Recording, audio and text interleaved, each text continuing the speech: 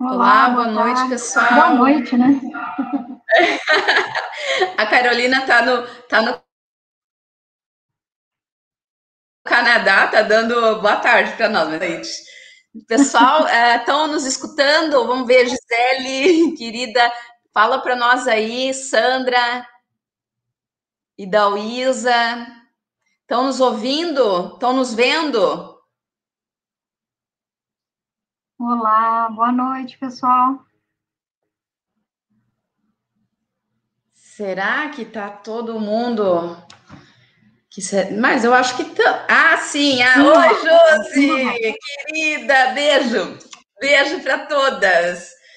Olha só, é um prazer para mim estar trazendo a doutora Carolina Santiago para conversar aqui com a gente, tá? É, um pouquinho o que ela sabe, né? Ela é especialista em doenças autoimunes, naturopata, homeopata. Ela tem um currículo maravilhoso, né? Estudiosa aí de medicina da saúde, medicina integral, que é aí a linha que eu aplico em mim, né? E divulgo aí para quem me segue. E eu fiquei muito feliz por ela ter aceito o meu convite, né?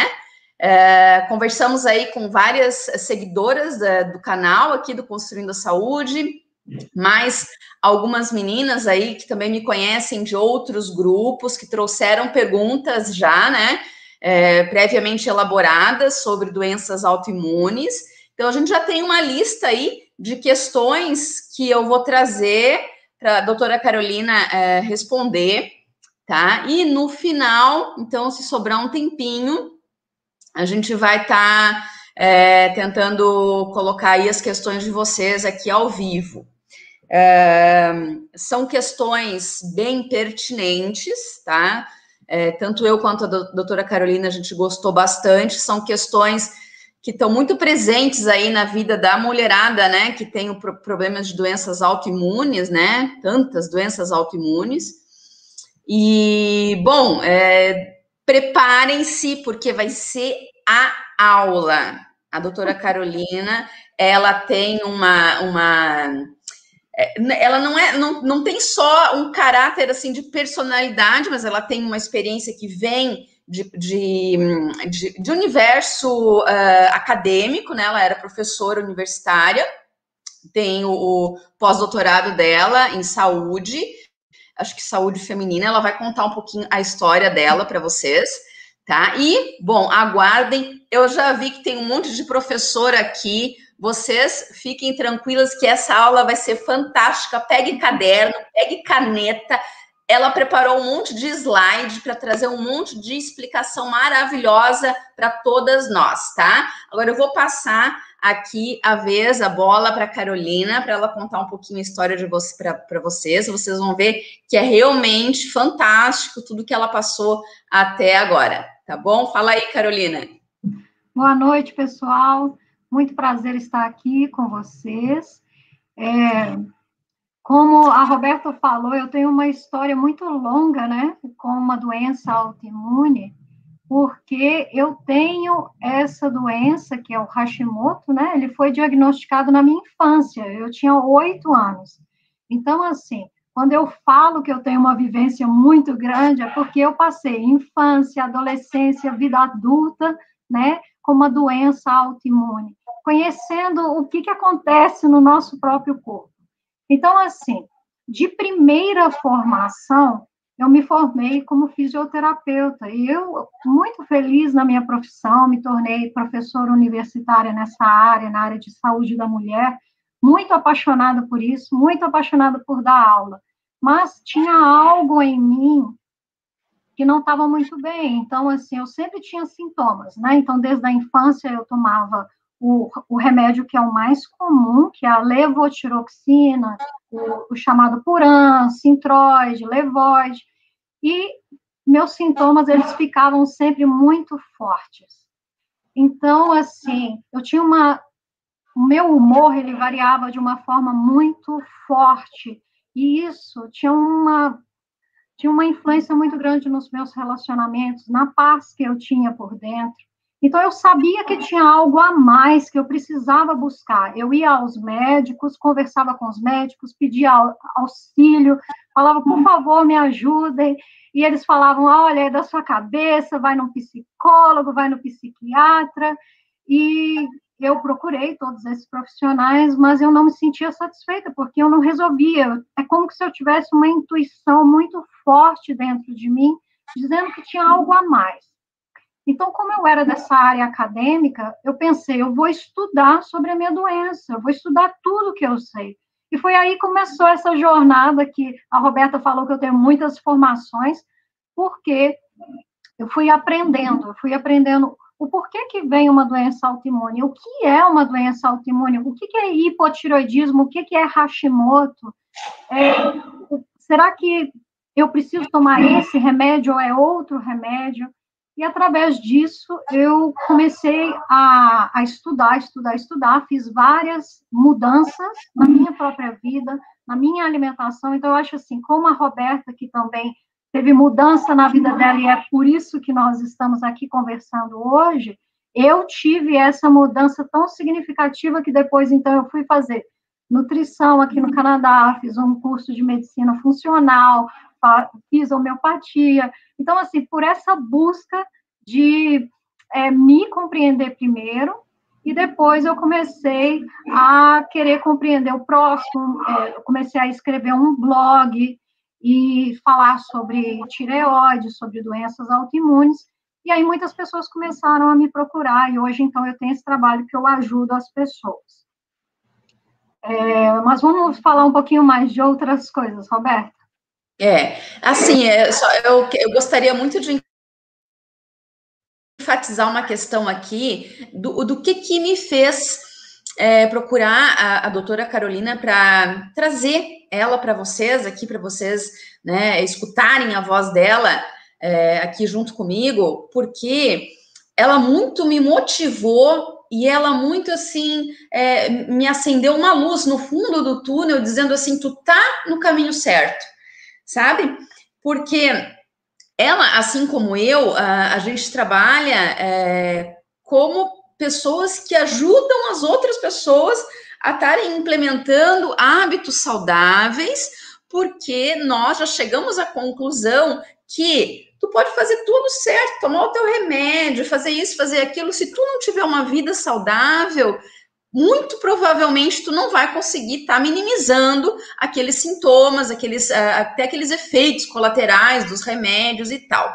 E assim como eu, assim, que eu acho que para mim, que eu olho para mim, que eu falo que aqui está o meu valor, sobretudo, que o que eu falo é o que eu faço.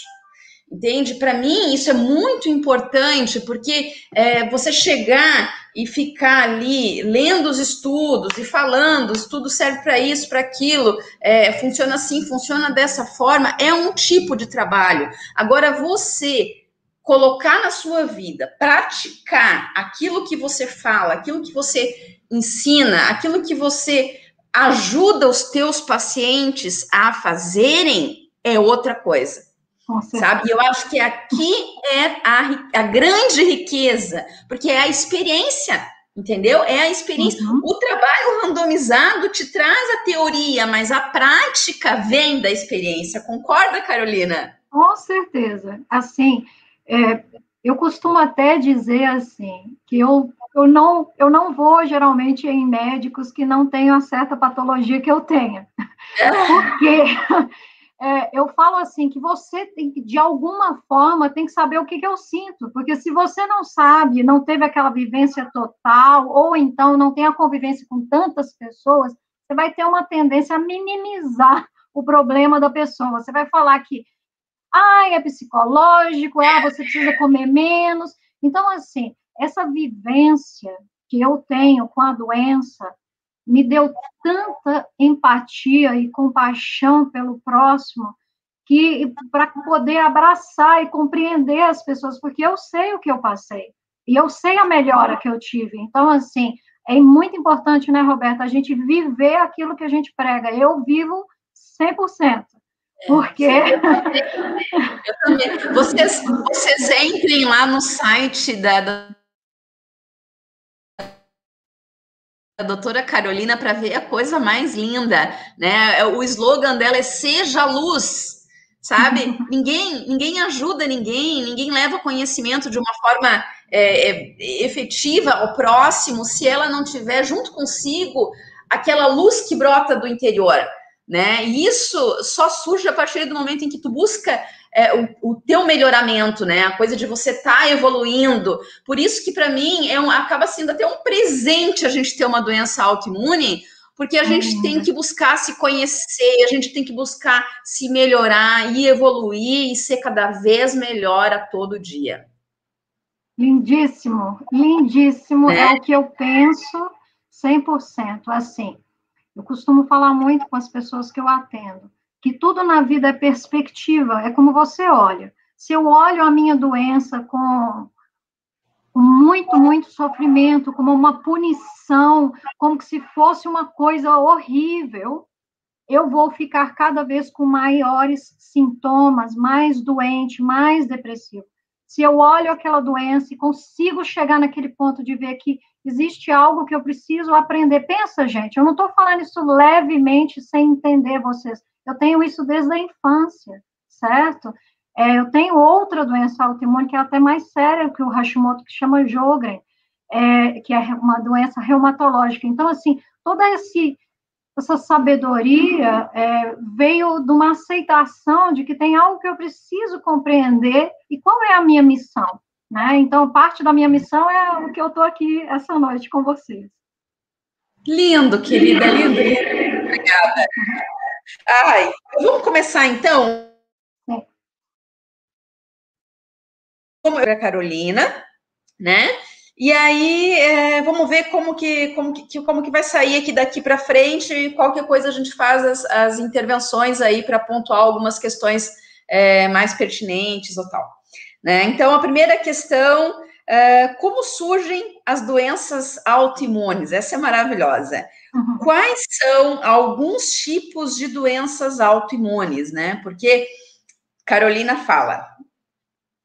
Então, existem cerca de 2 teorias, tá? Tem uma teoria do surgimento das doenças autoimunes que vem de um gastroenterologista, que ele pesquisa praticamente a doença celíaca, mas ele reparou que precisam ter 3 coisas para uma pessoa desenvolver uma doença autoimune. Eu até fiz o slide sobre essas, mas eu vou falar aqui. Então, é como se fosse um triângulo. Você precisa ter uma genética, tá? Aquilo que você herdou dos seus pais, tá? Precisa estar lá para alguma doença autoimune, tá? Seja qual ela for. Mas para ela ser ativada, porque se você tem essa carga genética, ela é um defeito genético, tá? É um polimorfismo genético. Para você ter isso ativado, precisam ter 2 coisas. Você precisa ter algo que chama permeabilidade intestinal, né? Hiperpermeabilidade intestinal, e também um fator que foi um gatilho para você. Então, pensa assim, eu na minha infância, como que uma criança de 8 anos, qual é o gatilho dessa criança? Bom, depois de muito conversar com a minha mãe, me parece que o gatilho foi um trauma que aconteceu, minha irmã teve um acidente, minha mãe ficou muito tempo fora de casa, aquilo me deixou meio abandonada. Então, assim, me parece que foi isso. A gente não sabe com certeza porque eu era criança, mas em outras pessoas, os gatilhos comuns são talvez uma gestação, a morte de um ente querido, o coronavírus, uma infecção, né, o H. pylori, por exemplo, um metal tóxico, uma pessoa que está muito intoxicada. Então, os gatilhos, eles são inúmeros, e por isso que às vezes, complexo o tratamento, que a gente tenta chegar no gatilho da pessoa através de uma investigação muito completa, tá? Mas, muitas vezes, esse gatilho está conectado com alguma forma de um estresse físico ou mental. A outra teoria vem do Dr. Coimbra, nosso querido, maravilhoso Cícero Coimbra, do qual eu admiro demais. A teoria dele fala que você precisa ter essa genética, você precisa ter falta de luz solar e um metabolismo que não metaboliza muito bem a vitamina D. Que então é porque ele fala que as altas doses de vitamina D conseguem colocar as doenças autoimunes em remissão. Eu acredito que ambas teorias estão corretas em toda a prática que eu tenho tido, e são maravilhosas, porque você consegue chegar na raiz do problema ali e auxiliar muitas pessoas, inclusive eu mesma, através da manutenção de mexer um pouco nesses gatilhos. Alguns tipos de doenças autoimunes, o que são as doenças autoimunes? Doenças autoimunes é quando a gente tem o nosso sistema de defesa nos atacando, certo? Então, assim, o sistema imunológico é algo muito positivo para o nosso corpo. Nós precisamos dele para tudo. Nós pisamos num prego, nosso sistema imunológico vai ali nos defender, né? Acontece que, por causa dessa resposta errada que nós passamos a ter, não é uma resposta fora de equilíbrio, ela não é exacerbada, ela é fora de equilíbrio, nós passamos, então, ao nosso corpo reconhecer parte do nosso corpo como um inimigo e produzir anticorpos contra ela. Então, aonde o anticorpo atacar, provavelmente vai ser o nome da doença autoimune. Então, se ela ataca a tireoide, é o Hashimoto, o Sjögren ataca as glândulas dos olhos, da boca, a artrite reumatoide ataca as articulações, o lúpus, né, ataca também as articulações e outras regiões, a esclerose múltipla ataca o sistema nervoso central. Então, assim, as doenças autoimunes são muitas e muitas e muitas, e elas são debilitantes. Se não tratadas, a gente pode passar a desenvolver outras doenças autoimunes. Então, certo. Me diz uma coisa. Tá dando eco.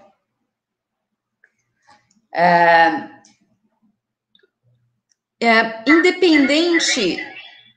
Eu acho que eu vou ter que pegar o fone. Só um pouquinho. Você está ouvindo no celular também? Talvez seja esse o eco. Não, não tô.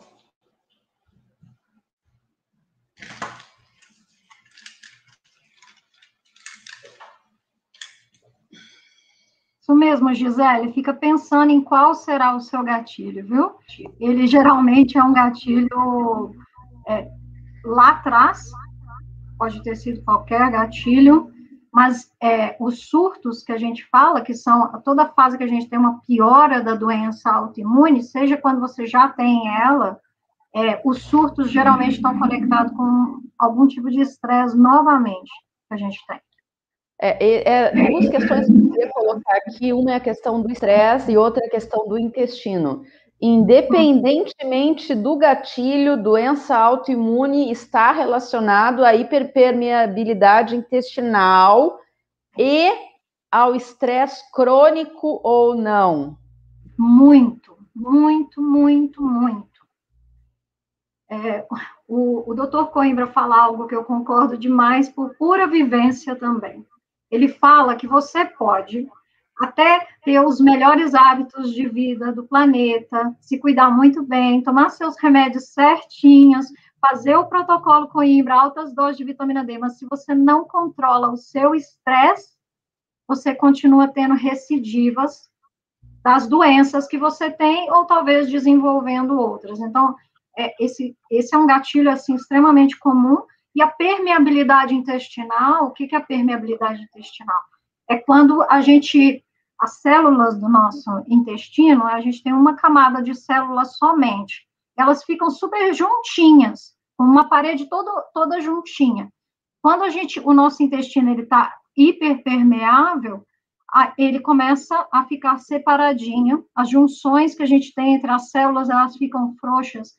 Então, quando está passando as nossas fezes para ir embora, está passando vírus, bactérias, etc., aquilo ali fica passando, caindo de volta, como se fosse uma peneira furada, caindo de volta na nossa corrente sanguínea, pedaços de comida que a gente, às vezes, deveria tolerar, a gente passa a não tolerar, porque a permeabilidade está tão grande que fica caindo na corrente sanguínea, você fica ativando o sistema imunológico. Se se ele é parecido com alguma coisa, ele pode atacar um órgão, por exemplo, o glúten, a proteína, o glúten, se parece muito com a tireoide. Então, pessoas com permeabilidade intestinal aumentada, quando comem glúten, o sistema imunológico pode ver como, é a minha tireoide, vai atacar a tireoide, entendeu? Pois é. Eu acho que essa questão aí, esse aumento de doenças autoimunes, porque isso começou de uns anos para cá, né? Carolina, o que tu acha? Não é essa incidência maior, assim, veio de uns anos para cá. De uns anos para cá que tu começou a ouvir falar em doença celíaca, em Hashimoto e tal, né? Antes tinha, mas parece que era muito menos, né? Muito menos. E eu acho que muito ligada a essa alimentação industrializada, né? Ao consumo exagerado de trigo, né? Uhum. E por isso que a questão da alimentação saudável acaba sendo um dos recursos que a gente, se adotado da maneira correta, a gente já consegue notar muita diferença, né? Com certeza, com certeza. Tem um gráfico que mostra o crescimento das doenças autoimunes, e ele vai assim, conforme os anos foram passando, após a Revolução Industrial, começou tanto a obesidade, né, quanto as doenças autoimunes, o crescimento é muito grande. Por quê? Porque, gente, antes a gente se alimentava de coisas da terra, produtos naturais, né, e aí tudo começou a ser empacotado, rápido, geneticamente modificado, e o nosso corpo não consegue processar aquilo ali. Então, a gente começou a ter uma batalha conosco, né, dentro de nós, e muito conectada aos nossos hábitos. Mas, pela minha felicidade, eu tenho visto que nós estamos retornando, porque cada vez as pessoas estão tendo mais interesse em aprender sobre hábitos saudáveis, e quando elas fazem uma experiência, elas conseguem sentir em si mesmas, né? Como que é essa mudança, o seu humor fica melhor, o seu sono fica melhor, né? Suas dores às vezes desaparecem. Então, é super importante. Então, é isso aí, Ana, que lindo. Agora aqui, ó, uma das questões, né? O que é Hashimoto? Eu acho que tu falou um pouco já aí, mas eu acho que é muito importante falar um pouco mais, porque assim, ó, tem uma desatualização da parte dos médicos aí da doença, né? Que nem o pessoal aqui que eu sigo, né? Aqui no Brasil fala, médico da doença, que eles nem tocam nessa questão de doença autoimune, Hashimoto, não tem. Ou seja, se eles tratassem, se eles abordassem questões vinculadas à saúde e entendessem um pouco mais de Hashimoto, não ia ter tanta gente apresentando esses sintomas horríveis que é o hipotiroidismo, né? Então, eu queria que tu explicasse mais ou menos essa relação que para mim é nova aí, né? Em qual estágio está o Hashimoto, a doença autoimune, o que é o hipotiroidismo, qual é o momento em que o hipotiroidismo surge, se tem como curar o Hashimoto, se tem como curar o hipotiroidismo. Eu sei que são várias questões, mas eu tenho certeza que tu já estruturou um pensamento muito claro, porque isso é uma dúvida recorrente e que as pessoas, né, de modo geral, não entendem, porque a gente não tem profissional que nos explique e que nos trate de maneira correta, né? Uhum. Tanto que eu tenho o diagnóstico de hipotiroidismo desde os meus 22 anos, tá? E eu nunca soube que eu tinha uma doença autoimune. Eu fui saber ano passado, onde eu fiz uma ultrassom de tireoide, ele constatou melhora no meu quadro de doença autoimune, uma melhora. Então, eu só descobri que eu tinha doença autoimune quando eu já vinha fazendo os recursos de saúde, né? E que foi constatado. Agora, eu já tinha, talvez, se lá na frente a médica falasse para mim assim, não, se tu mudar os teus hábitos, talvez eu não tivesse chego aonde eu cheguei, né? Acho que essa é uma questão que tu podia abordar aí para o pessoal. O que tu acha? Claro, claro.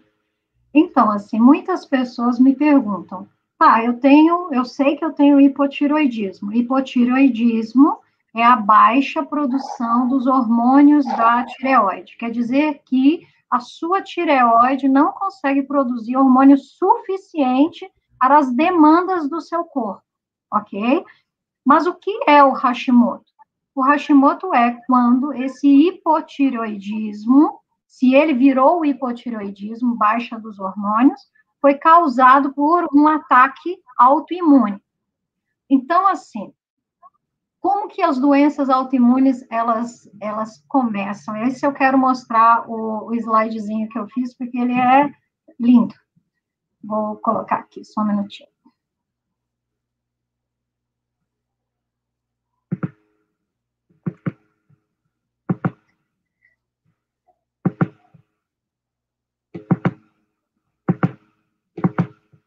Conseguem ver aqui a tela?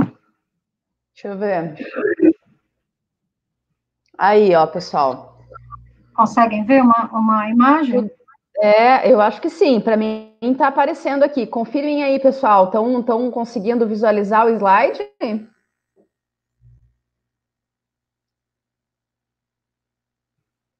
Vamos ver se o pessoal responde. Eu imagino que sim. Estão assistindo. A Beatriz Peixoto falou que sim. Tá. Então, aqui, nós temos essa aqui, a primeira tireoide que tem aqui é uma tireoide saudável.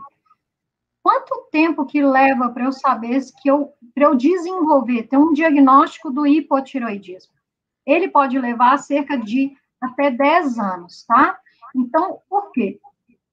Como eu disse para vocês, o hipotireoidismo do tipo Hashimoto é uma doença onde o seu próprio corpo está atacando as células da tireoide. Então, começa primeiro com um dano específico na célula e causa, então, uma lesão do tecido da tireoide, tá? Depois inflama o seu órgão, a sua tireoide, depois danifica a sua tireoide. Então, nesse processo aí, são anos.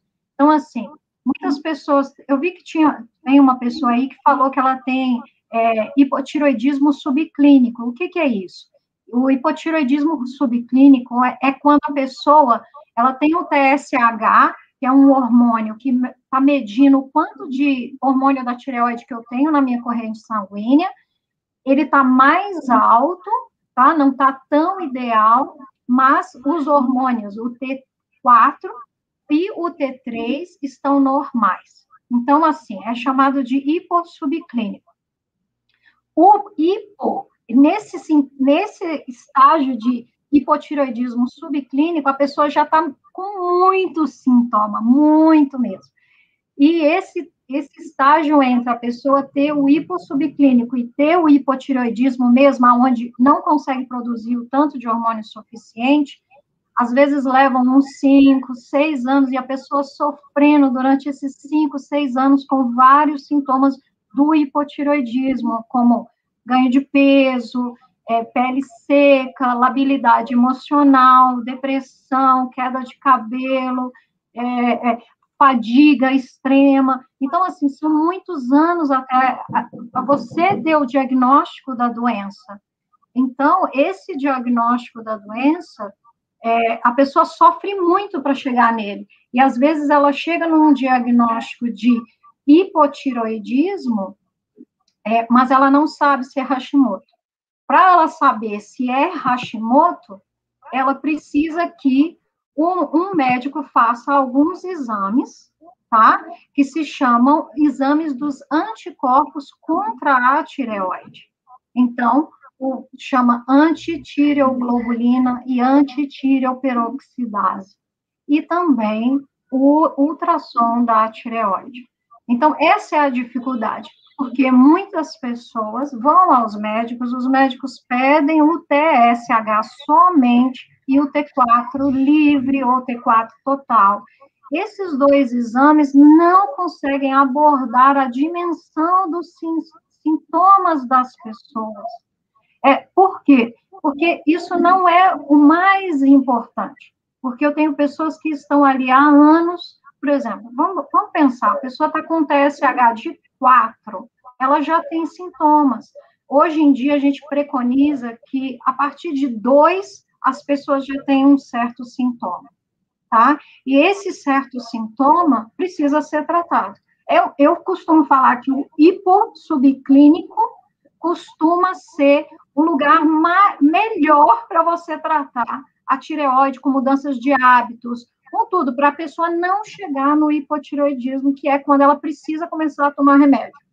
Mas as pessoas, quando vão aos médicos, porque elas às vezes deixam passar, não sabem o que tem, já chega com um hipotireoidismo muito alto, precisando tomar o remédio, e aí tem muitas pessoas que têm muita resistência em tomar o remédio. Eu tenho muitas pessoas que me procuram, o desejo maior delas é que elas não tomem o remédio, mas eu já quero adiantar, assim, que tem casos que, dependendo de quanto tempo você desenvolveu, qual é o grau da destruição da sua glândula, tem casos que depois que você começa mudanças de vida, começa a modificar muita coisa, a pessoa consegue retornar ao estado natural da tireoide, abaixar os anticorpos e etc., e não tomar remédio, mas pessoas como eu, que faço tudo maravilhoso e certinho, minha tireoide já está tão debilitada há tantos anos que eu tenho que tomar remédio todos os dias.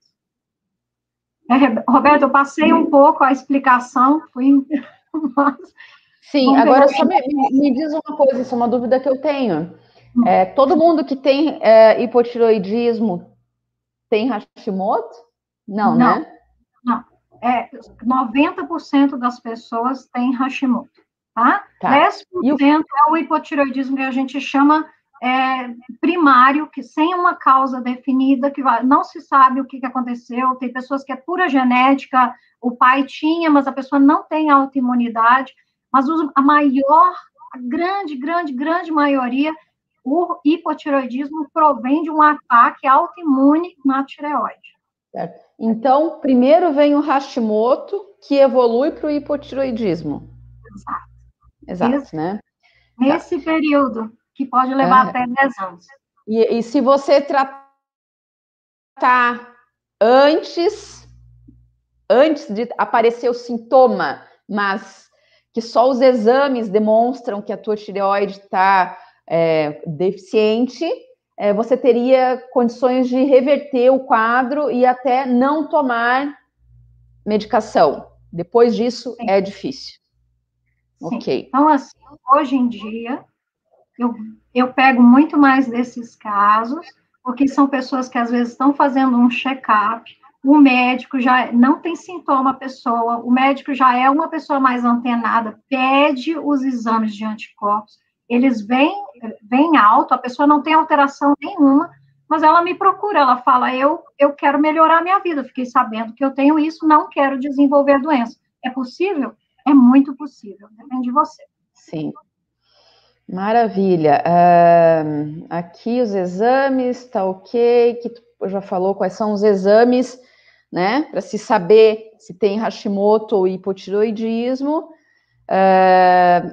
Eu estava pensando em responder algumas das perguntas que tem aqui do ladinho. Só algumas. O que você acha? Pode ser. Teve uma pessoa que perguntou como que eu sei que eu tenho intestino permeável? Bom, aqui no Canadá, onde eu moro, a gente faz um exame, tá? Que te fala que você está com permeabilidade intestinal aumentada. No Brasil, eu não sei se existe esse exame, mas nós que trabalhamos com isso, a gente sabe facilmente quando uma pessoa tem o intestino permeável pelos sintomas, gases, constipação intestinal, muita dor abdominal, refluxo, rosácea, dermatites, dor de cabeça, enxaqueca, todos esses sinais. Até o próprio cansaço, né? A fadiga, eu acho que também. Sim.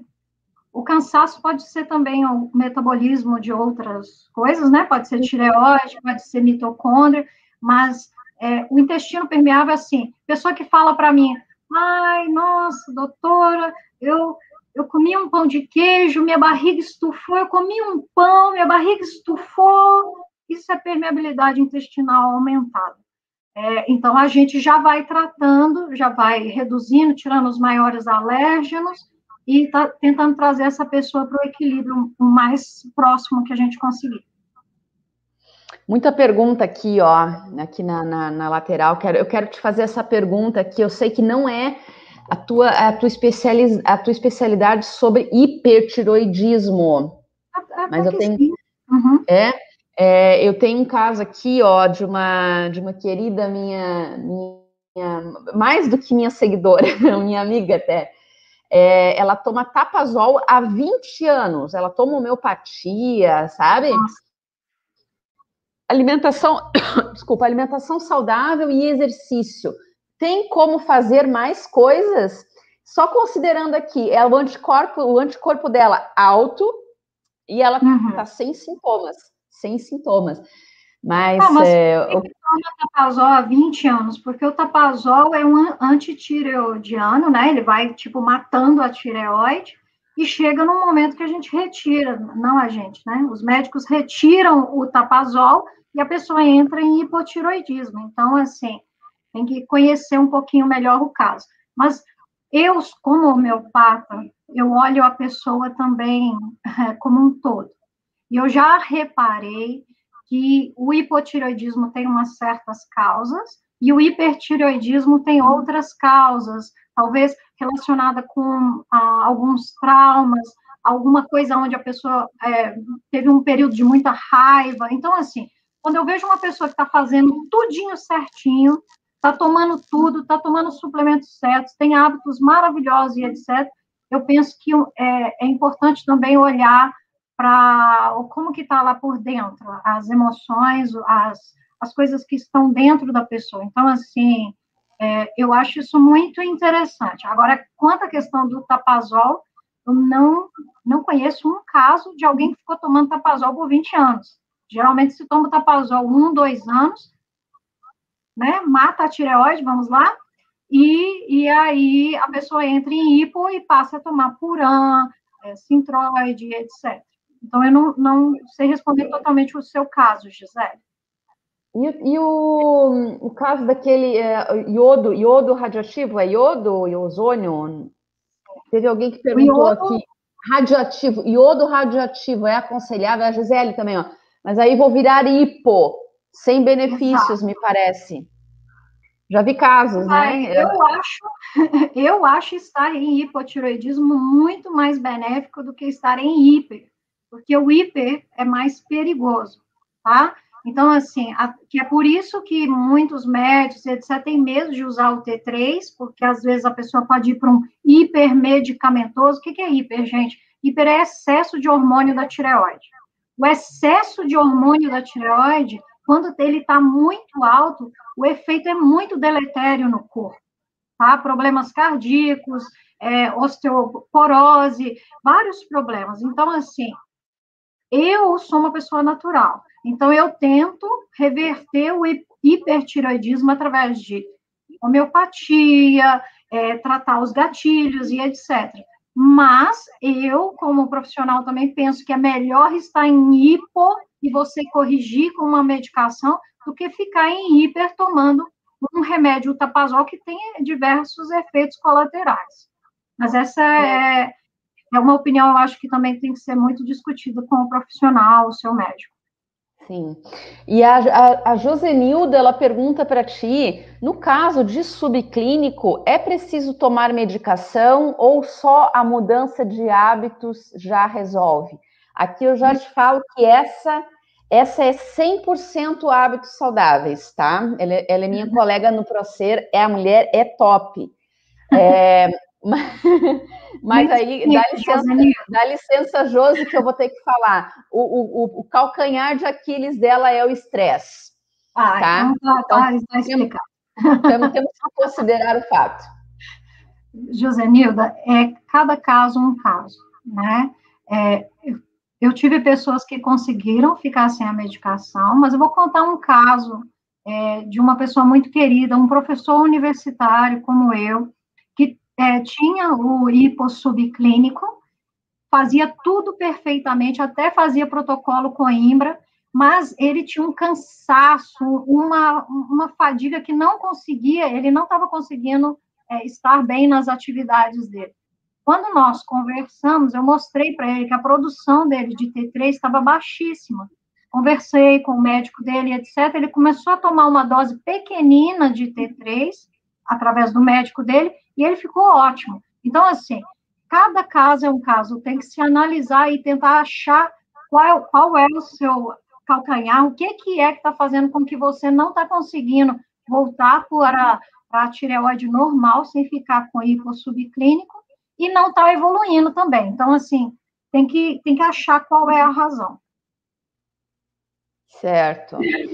Agora quero fazer uma pergunta que também aqui é da Josenilda, que está presente aqui na lista que as meninas nos passaram, e que eu sei que todo mundo pensa, será que eu tomo, será que eu não tomo? É o Lugol. O que tu fala sobre o Lugol? Toma ou não toma? Eu não tomo. Já tomei. Vou falar que eu já tomei. Mas o que acontece com o Lugol? A gente aprendeu, né, através do Dr. Lair, que a grande maioria de nós, e aqui no exterior, ele chama David Brownstein, quem começou com essa onda do Lugol, falou para a gente que a gente não tem iodo suficiente, que o nosso corpo precisa do iodo e etc. Só que existem vários artigos científicos publicados até no Brasil mostrando que, na verdade, o excesso do iodo, ele está presente no Brasil e que a gente necessita ter o iodo, você precisa ter ele no nível ideal. Eu gosto do iodo, sou apaixonada pelo iodo, e a tireoide também é apaixonada pelo iodo. Ela não consegue produzir os hormônios sem o iodo. Mas o limite, assim, o equilíbrio do iodo, ele precisa estar tão perfeito, é como se fosse uma curva em U. Se eu tenho aqui muito iodo, eu desenvolvo Hashimoto, eu pioro a minha tireoide, se eu tenho pouco, eu entro em hipotireoidismo também. Então, por que eu não indico o Lugol? Eu não indico porque a quantidade de iodo por gota é altíssima, e a nossa tireoide não consegue suportar aquilo. Eu não sei dizer quantos casos eu já ajudei de gente em hipertireoidismo por excesso de iodo, por uso do Lugol.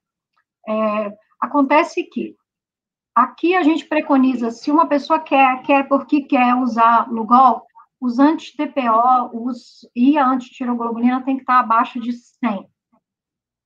E você tem que ter o exame falando que você não tem iodo suficiente. Então, se você quer saber se você está carente de iodo, você pode fazer um exame que chama iodo 24 horas. Você vai colher sua urina 24 horas e eles vão medir o iodo e vai te falar se você está faltando iodo. Ou o exame salivar, que tem no laboratório Lemos, que fala se a pessoa está precisando de iodo. Mas, mesmo assim, se a pessoa estiver precisando de iodo, o máximo que a gente dá é 150, 120 microgramas. Em uma gota de Lugol, você tem mais de 1000. Então, assim, eu falo isso, assim, de pura experiência, tá? Eu já fui a favor, já fui da onda do Lugol no começo, eu mesma tomei, eu desenvolvi sintomas horríveis, assim, parecendo até bipolaridade. Foi um tempão para eu tirar aquele excesso de iodo do meu corpo. E depois o tantão de caso que eu comecei a pegar e compreender que realmente quem tem Hashimoto tem uma sensibilidade muito forte ao iodo. Então, quando eu dou, às vezes se uma mulher está preparando para gestação, eu dou 75 microgramas, 150 microgramas, mas nada além disso. Tu é a favor do iodo kelp? Sim, eu uso o kelp. Em vez do Lugol, o iodo kelp. Sim, eu uso o kelp somente em quem tem o exame comprovado, por causa dessa característica. Se eu dou muito, eu faço mal para essa pessoa. E quais são os sintomas de quem está usando? Eu pergunto porque me deram, né, o tal do kelp, uma dose alta, 300 microgramas por dia, Aí eu fui estudar, vi que estava alta, reduzi para 150, né? Quais são os sintomas, assim, que tu pode listar de excesso de iodo aí que tu conhece? O estado de mania da bipolaridade. A pessoa fica hiperativa, insônia, palpitação cardíaca, a pessoa fica inquieta, uma ansiedade imensa. Então, assim, labilidade emocional, hora triste, hora feliz. Então, assim, são muitos sintomas. A tireoide passa a produzir hormônio demais, então a pessoa entra em estado de hipertireoidismo, fica com calor, fica irritadiça. Então, assim, todas essas coisas podem acontecer com o uso do iodo. Já vi muitos casos. E eu quero saber que, olha só, tá saindo consulta gratuita aqui na live de hoje, né? Maravilhoso. Ô, Carolina, olha aqui, eu quero agora falar uma questão, olha só, maravilhosa, que eu sei que vai deixar muita gente feliz, que é sobre as crucíferas. Cris, eu vou pedir para a Carolina responder a tua dúvida que tu colocou aqui. Aguenta um pouquinho. Vou pegar primeiro a tua dúvida que tu mandou para mim lá no WhatsApp, sobre a crucífera. Fazem mal para a tireoide? Devemos eliminar do cardápio? Fala aí, Carolina. Não. As crucíferas são um super alimento, né? Que são a couve, o brócolis, couve-flor, tem inúmeros fitoquímicos, vitaminas maravilhosas, só que existe um composto que chama tiocianato nas crucíferas, e ele pode inibir em excesso a conversão, a produção dos hormônios da tireoide e promover o bócio, que é por isso que chama goitrogênico. É gerador de bócio, tá? De goiter é bócio em inglês. Então, assim, veio esse conhecimento que as crucíferas são goitrogênicas e ninguém com problema de tireoide deveria consumir, porém os estudos mostram para a gente que existe pode acontecer isso, mas a quantidade que você precisa comer é muito grande. Você teria que comer 500 gramas de alguma crucífera crua por dia, tá? Para você poder ter um efeito que ia machucar a sua tireoide. Se você comer esse alimento já cozido, né, refogado, ele perde essa ação. Então, assim, eu não acredito na retirada desses alimentos, porque eles ajudam na metilação, que a gente tem muita vitamina B9, né, o folato, e que ajuda demais para pacientes que têm hipotireoidismo, que têm dificuldade de metabolizar coisas, de fazer detox. Então, assim, são alimentos que eu acredito que devem ser incorporados. Ninguém come 500 gramas. Eu não consigo comer 500 gramas de crucífera. Mas deixa eu te falar, a Cris, ela é assim, ó, a Cris, ela é vegana, ela faz low carb, é uma low carb bem difícil a dela, sabe? Porque ela é alérgica a um monte de alimento e não come carne, nenhum tipo de carne, e não come ovos. Então ela fica só nas verduras, nas gorduras boas, nas sementes, nas oleaginosas e alguma coisa de suplemento proteico. Aí ela... Imagina, se ela não come 500 gramas de brócolis por dia, vai quase lá, provavelmente. Ela escreveu assim, ó, minha tireoide funcionava muito bem com excesso de triac, não sei que remédio é esse, ela coloca aqui entre parênteses, medicamento para emagrecer que acelerava o metabolismo, estragou a glândula e passei a ter hipotiroidismo. Tá? Aí ela pergunta, posso ter Hashimoto? O que tu diz? Não sei, porque parece que você tem um outro gatilho, tá? Então, por exemplo, no medicamentoso. Então, quando a gente chama de hipotiroidismo primário, sem causa autoimune, o seu é com causa, que seria uma medicação. Então, tem pessoas que tomam, por exemplo, lítio, que também tem problema da tireoide por causa de uma medicação que danificou a tireoide. Então, assim, para você tirar essa dúvida, você teria que fazer os exames da antitiroperoxidase e antitiroglobulina. Quanto a dieta vegetariana, algumas pessoas conseguem tolerar, quem tem hipotiroidismo, tá? E algumas pessoas não conseguem tolerar. Tem alguns pacientes meus que eles não conseguem ter energia suficiente, se sentir bem sem o consumo de carne, mas cada caso é um caso. Então, como eu não conheço a história totalmente, não consigo opinar total. Ela colocou aqui que come 150 gramas de crucíferas por dia. Olha, Cris, te sugiro fortemente, entra no site da Carolina. Carolina é uma pessoa fantástica. Acho que ia ser muito legal se tu fizesse uma consulta com ela. Ela já fez um acompanhamento individual comigo. E assim, suei a camisa, partilhei mesmo, porque dele suplemento para ela, porque eu não gosto de trabalhar com suplemento, eu sou sincera. Eu gosto de fazer uma alimentação mais rica, mais variada possível, e com ela não teve outro jeito, sabe? Difícil.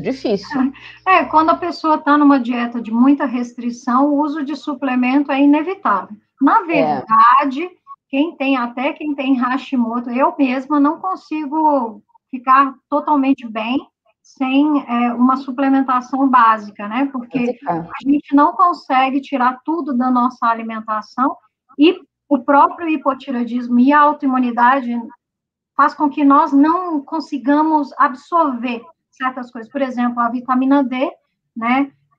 Quem tem doença autoimune geralmente tem uma mutação genética que você precisa de uma dose mais alta de vitamina D para ter o nível de uma pessoa normal. Então, assim, eu todos os dias tenho que certamente tomar algum tipo de suplementação. Verdade. Agora vamos ver aqui. Qual é a relação da tireoide com diabetes tipo 2? Quem tem problema na tireoide pode se tornar diabético tipo 2? Sim. E, na verdade, é o que eu mais vejo na minha prática. Por quê? Por 2 fatores. O diabetes em si já tem uma afinidade muito grande pelo Hashimoto. Se for diabetes tipo 1, a pessoa com diabetes tipo 1, que é autoimune, ele já tem uma certa afinidade pelo Hashimoto. São doenças que costumam andar juntas, como Hashimoto e doença celíaca, como Hashimoto e Sjögren. Então, assim, tem algumas doenças que elas caminham juntas. Quando a gente tem hipotireoidismo, a baixa dos hormônios da tireoide, nós temos um metabolismo da glicose que está danificado, vamos dizer assim. Ele não é o melhor metabolismo. Então, assim, por isso que muitas pessoas com hipotireoidismo, quando fazem low carb, finalmente conseguem perder o peso. Por quê? Porque a grande maioria de nós, como os hormônios da tireoide não estão totalmente em equilíbrio, eles têm uma conexão entre os hormônios, todos os nossos hormônios. Então, tanto sexuais, quanto adrenais, que produzem o cortisol. Então, assim, se você não está equilibrado em algo, aquilo é uma cascata. E nessa cascata está a produção de insulina, como o nosso corpo ele reage à insulina. Então, muitas pessoas, elas até nem comem assim de horrível, mas elas acabam tendo uma resistência à insulina, que é quando você comeu, vou até botar, essa imagem é lindinha demais, espera aí.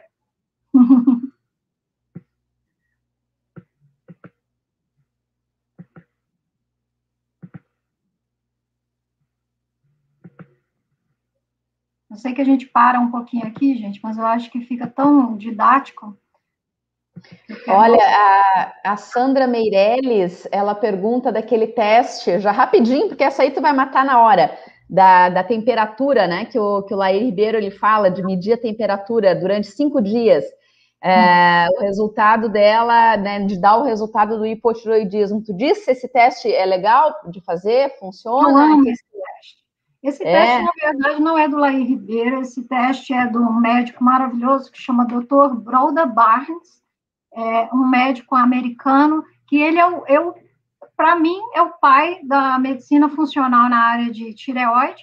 O Dr. Broda Barnes foi um dos pioneiros a usar o hormônio da tireoide que vem do porco, que é o mesmo que eu uso hoje, e ele fazia isso. Ele era assim, ele não ia por TSH, ele não ia por T4, ele não ia por nada, ele ia só por temperatura corporal. Se o paciente ali, ele sabia que o paciente tinha alguma coisa com a tireoide, ele fazia o teste de temperatura matinal, basal, e se ele viesse abaixo de 36,5, 36,6, ele já começava com uma dose do hormônio da tireoide, tá? Agora a gente já evoluiu, já tem outros exames que a gente consegue ver, T3 livre, T3 reverso, e aí, mas todos os meus pacientes, a primeira pergunta, na verdade, da minha ficha é: colha para mim 3 dias da sua temperatura basal. Então, é algo que eu uso com frequência. Então, vamos liberar aqui esse slide, olha só. Só uma coisa, antes de tu começar a falar, regulando o funcionamento da tireoide, regula tudo, né? Regula insulina, melhora a questão ali da diminuição da gordura no fígado, esses problemas metabólicos aí, tudo se resolve em forma de cascata, não é isso? Em um mundo perfeito, sim. Se você fosse uma paciente perfeita, que não é o que acontece, tá? É assim. Sim. Você toma levotiroxina, você foi ao médico, ele sabia que você tinha hipotireoidismo, tanto que até tem uma pergunta de uma pessoa que toma a levotiroxina, mas ainda tem colesterol alto. Sim. Acontece que a gente sabe que precisa olhar mais coisas, a gente precisa ver se você converte o hormônio. Mas se você tiver bons hábitos de vida, você converte bem, tem T3 suficiente, tem prática de exercício físico, e o estresse é baixo, você costuma, tudo vai se encaixando e indo para o lugar certinho, tá? Só que a gente não vive nesse mundo perfeito, onde a gente consegue sempre estar sob controle de todas as coisas, mas a gente pode dar o nosso melhor, certo? Exato. Isso mesmo.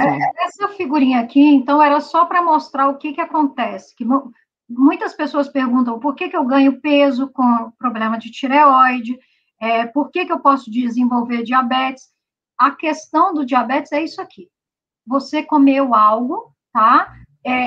Esse algo foi rico em carboidrato, ou processado demais, você vai produzir insulina, porque a insulina é o que vai colocar a glicose para dentro da célula, para você ter energia, para você viver a vida.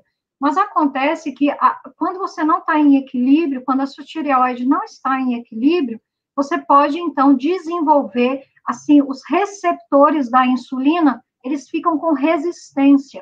Da mesma forma, é a mesma explicação para o colesterol. Quando os hormônios da tireoide não estão em equilíbrio, a pessoa tem uma resistência ao LDL, que é o colesterol ruim. Então, nesse caso aqui da glicemia, quando a pessoa tem a resistência, ele não consegue entrar para dentro da célula, ele começa a armazenar em forma de gordura.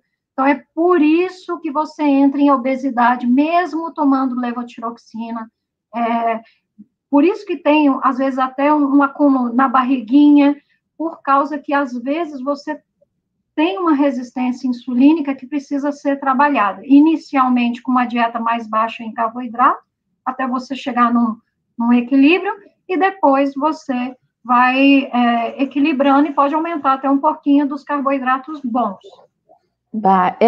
Tem muita pergunta aqui, a gente não conseguiu responder tudo, não consegui passar tudo para a Carolina. Vou passar aqui, acho que a última questão, porque estamos já fechando 1 hora aqui, né? Talvez pegar mais alguma coisa aqui do público que está ao vivo. Mas, como enfrentar essa barreira aí que tu estava falando, que é o hipotiroidismo e a obesidade? Primeiro eu falo que todas as pessoas que têm hipotireoidismo, elas precisam descobrir algumas coisas. A primeira a medicação que eu tomo está correta? Então, por exemplo, como eu falei para vocês, eu tomava levotiroxina desde os 8 anos de idade. Ela não era a minha medicação correta. depois de exames, depois de eu descobrir, eu vi que eu necessitava de um pouco de T3, porque eu não converto, eu tenho uma falha genética que não converte. A partir do momento que eu comecei a tomar o T3, eu já comecei a emagrecer. Segundo, esse é o primeiro fator. Eu tomo a medicação certa, então aí o primeiro, uma pessoa que está obesa, a gente tem que olhar a temperatura basal dela. Se a temperatura basal dessa pessoa for baixa, o metabolismo dela é baixo. Então, tudo aquilo que ela fizer vai conservar a energia, ok? Então, precisa trabalhar nesse metabolismo. Como que você faz? Você vai ver os exames completos, ver se a pessoa converte. Como é a alimentação dessa pessoa? Todos nós temos somos diferentes e temos uma tolerância de carboidratos. Tem pessoas que comem 50 gramas de carboidrato e mantêm o peso. Tem pessoas que comem 60 e engordam. Tem pessoas que comem 100 e estão mantendo o peso. Tem pessoas que comem 100 e engordam. Então, cada um de nós precisamos descobrir a nossa tolerância. A gente só descobre a tolerância fazendo alguns testes. Começa a fazer um mês com um X de carboidrato. Como que você ficou? Você perdeu peso? Então, você já sabe. 60 gramas, você perde peso. E se eu colocar 70? 70 eu mantenho. Então você sabe como que você mantém. Então, você descobre a sua tolerância do carboidrato. A obesidade também está muito conectada a emoções reprimidas, tá? Indo para essa minha parte mais homeopata. O pessoal costuma falar, minha sessão é quase uma terapia, mas porque eu gosto de ir nessas coisas mais profundas. Então, assim, obesidade, eu encaro muito como proteção. O Hashimoto também é uma forma de proteção. Então, geralmente, nós nos sentimos inseguras, sem segurança, em alguma parte da nossa vida. Então, o nosso corpo fica guardando. Então, todas essas coisas precisam ser trabalhadas para que a gente possa liberar aquilo que a gente está armazenando. Eu acho que assim, só vou pegar aqui a última pergunta e depois eu vou tentar fechar e pedir a tua opinião aqui com o que eu vou falar. Sobre os hormônios bioidênticos para a tireoide. De forma geral, vamos dar uma palhinha aí, vamos falar dos hormônios bioidênticos, não só para tireoide, mas aí ovarianos e tal, porque eu sei que tu também atende muitas mulheres na menopausa, na Adoro, adoro. perimenopausa. Eu comecei agora com os hormônios bioidênticos, estou gostando, né? Já encaminhei algumas clientes minhas que não se adaptaram muito bem, outras que se adaptaram muito bem. Então, aqui, aproveitando já esse ensejo aí, esse gancho que tu deu de, né, tolerâncias, cada um tem a sua tolerância ao carboidrato, né? Então, pensar nesses termos aí, o que é melhor, o que não é, né? O que tu tem para dizer? Sobre os hormônios bioidênticos, é a minha preferência, certo? Então, como eu disse para você, eu sou naturopata, então tudo que vem do mais próximo do natural é o que eu tento englobar na minha vida. Qual é a diferença do hormônio bioidêntico para o hormônio sintético? No caso da tireoide, a levotiroxina, essa palavra levo, ela quer dizer que a molécula da tiroxina é uma forma girada, ok? Então, ela é uma forma modificada quimicamente para parecer com a tiroxina, que é o nosso bioidêntico, é o que produz pela tireoide. Então, assim, muitas pessoas têm alguns efeitos colaterais. Se vocês forem ler a bula da levotiroxina, você vai ver que tem efeito colateral. E por quê? Porque tem pessoas que não suportam a versão sintética, da mesma forma dos hormônios sexuais. Quando o pessoal começou a dar hormônio sexual para mulheres na menopausa sintéticos, aumentaram câncer, aumentaram várias reações que não deveriam acontecer. Então, os bioidênticos, as nanopartículas, têm sido utilizadas agora com muita segurança e dando muito alívio. Sobre a menopausa, eu tento tratar ela 100% natural. Eu vou só com homeopatia fitoterápico, e se a mulher não aguenta de jeito nenhum, aí ela pode entrar numa progesterona, uma coisa que vá aliviar um pouco mais os sintomas dela. Então, assim, de preferência, eu sempre vou para o bioidêntico. O que eu tomo é o mais bioidêntico da planeta, é a glândula do porco, né? Que tem uma similaridade muito grande com a nossa tireoide, em forma de pílulas. É o primeiro remédio que surgiu na história. Quando se tinha, lá em 1900, tinham pacientes com hipotireoidismo e ele causava coisas horríveis, que a pessoa ficava toda inchadona, não tinha remédio naquela época. Então, eles começaram a fazer uns testes de ovelha e do porco e começaram a usar dessa forma. Aí veio a indústria farmacêutica, entrou a levotiroxina, mais dinheirinho para a indústria, e aí foi saindo os bioidênticos de cena. Agora, eles vieram e voltaram, e estão com força total, assim, eu vejo muitas pessoas que se sentem bem melhores, inclusive eu. Isso é muito legal, né, trazer essa informação aí para o pessoal, porque às vezes fica naquela dúvida, mas será que o bioidêntico não faz mal? Será que o sintético pode ser usado? Isso é bom para clarear aí para o pessoal, né? E eu acho assim, que quanto à questão das doenças autoimunes, de forma geral, a gente sabe que tem todo esse lado aí, né, da necessidade de tratamento, né, de uso de hormônios, né, não é um remédio, é um hormônio, né, tentando já aqui falar com a Sandra, que a Sandra foi aquela senhora que falou que mediu a temperatura, né, e percebeu que tem hipotireoidismo, ela pergunta o que fazer, né? Então, para a gente concluir, queria só falar um pouquinho e depois que tu desse um feedback sobre o que eu estou falando agora.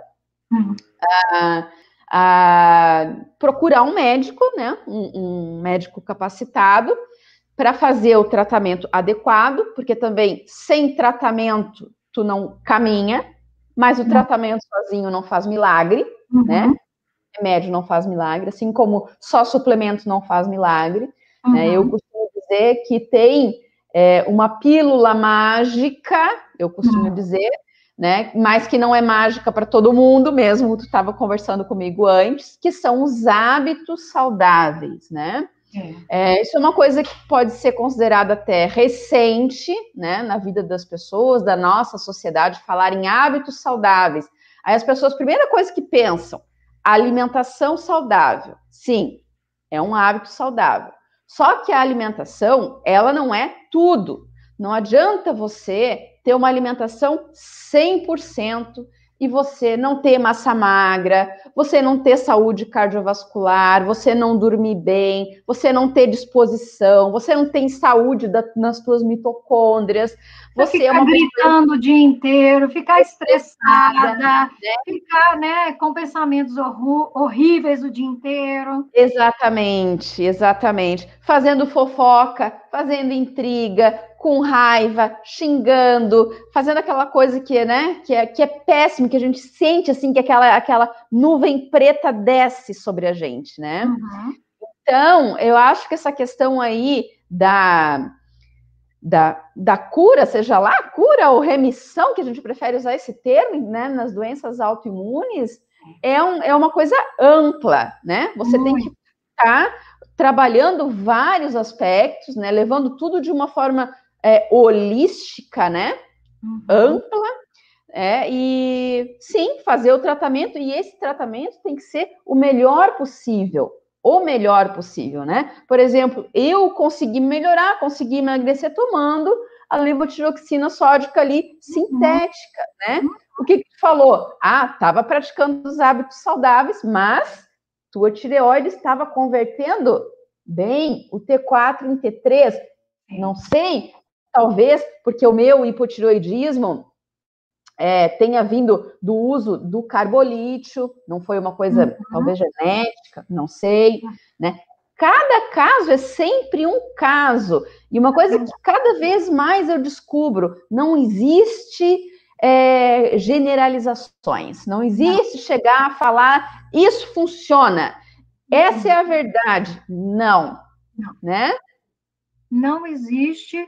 E a gente faz generalização em lives, quando a gente está escrevendo uma matéria, quando você está dando uma palestra, mas cada pessoa é de uma forma, né? Nós costumo dizer que nós somos universos, né? Dentro de nós está um universo. Então, como eu falei, você precisa de X carboidrato, você está ótima com a levotiroxina, ótimo, essa é a forma que você está melhor, certo?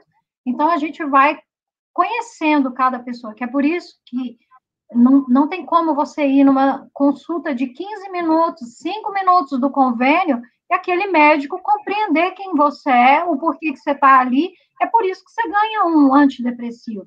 É por isso que você sai dali com um remédio tarja preta. Porque não tem individualização. Entendeu? Não tem a individualização. Eu acho que é isso, né? É isso, pessoal. Feliz, assim, por ter proporcionado essa live, ter trazido a Carolina aqui no meu canal de volta ao YouTube, porque estou desde janeiro sem fazer nenhum vídeo aqui, né? Foi um prazer muito grande trazer uma pessoa do porte dela, né? Com as informações que ela tem. Vão lá no site, ela tem um site maravilhoso, tá? Façam lá como é a inscrição no site para receber o material dela. Eu já sigo ela em todas as redes sociais. Ela é maravilhosa mesmo, tá? Porque ela tem realmente essa luz, tá? Ela é muito mais do que uma mera profissional, né? Ela é uma praticante de saúde, ela é uma pessoa com uma espiritualidade que tu vê nos olhos, na ação, na mensagem, sabe? Nas postagens, é tudo de bom. Então, Carolina, deixo o espaço para te concluir aqui a live, tá? Agradecer do fundo do coração e é isso aí. Roberta, eu é que agradeço, eu achei essa experiência assim tão genuína. Isso para mim é muito mais importante do que qualquer coisa, sabe? Você falou em questão de porte disso ou daquilo. Para mim, eu sou uma paciente em primeiro lugar, um ser humano em primeiro lugar, e tenho essa honra de ser cuidadora também, né? É maravilhoso. E essa troca de estar conversando com outra pessoa que tem a mesma doença que eu tenho e também cuida de outras pessoas é maravilhoso. E para vocês, pessoal, que estão aqui, eu espero que vocês, cada dia, ao observar os seus hábitos e as suas escolhas, tentem sempre ponderar, estou fazendo a minha melhor escolha? Se você não fez a melhor escolha naquele momento, se perdoe e no próximo momento, escolha melhor.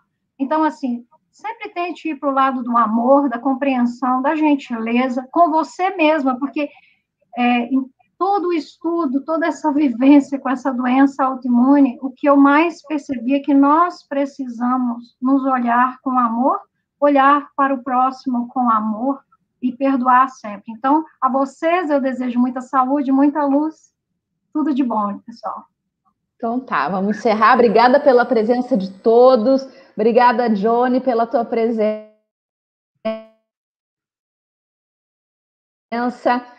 Tá certo? Um beijo para todos e todas. Beijo, Carolina, obrigada e até a próxima. Até a próxima.